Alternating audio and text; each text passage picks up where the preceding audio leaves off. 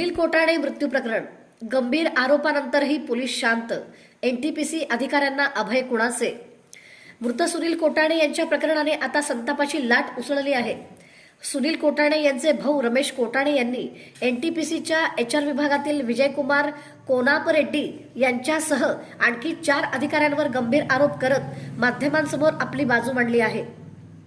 इतके गंभीर आरोप सार्वजनिकपणे झाले असताना अद्याप ठोस कारवाई का झालेली नाही असा सवाल उपस्थित होत आहे.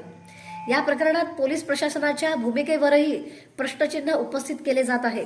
नागरिकांमध्ये विविध चर्चा सुरू असून प्रत्येक गंभीर घटनेनंतर जबाबदारांवर कारवाई होत नाही अशी भावना व्यक्त केली जात आहे. या चर्चाची स्वतंत्र पुष्टी झालेली नाही. दरम्यान एनटीपीसी प्रकल्पासाठी जमीन देणाऱ्या स्थानिक शेतकऱ्यांमध्येही नाराजी वाढत असल्याचे दिसून येत आहे.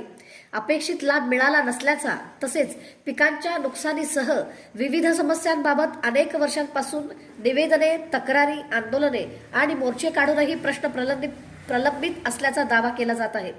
आता प्रश्न एकच, या गंभीर आरोपांची निष्पक्ष चौकशी होणार का? जबाबदारांवर कारवाई होणार का? की हे प्रकरण ही चर्चेत राहून थंड बसत जाणार?